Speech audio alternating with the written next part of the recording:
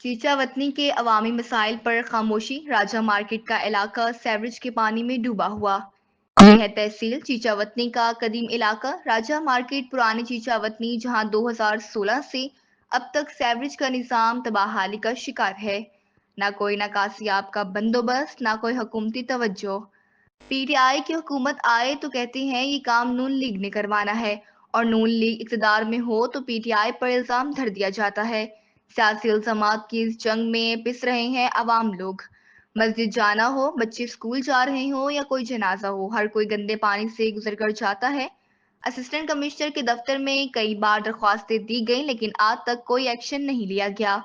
اب عوام deputy commissioner Sahiwal اور اسسٹنٹ کمشنر چیچا وطنی سے اپیل کرتے ہیں کہ فوری طور پر اس سنگین مسئلے کا نوٹس لیا جائے۔ یاد رہے، گرانٹس ہمیشہ نئے علاقوں میں نہیں بلکہ پرانے بنیادی سہولتوں سے محروم علاقوں پر لگنی چاہیے، کیونکہ چیچا وطنی کا اصل شہر یہی پرانی چیچا وطنی ہے جو آج لاوارث بنی ہوئی ہے۔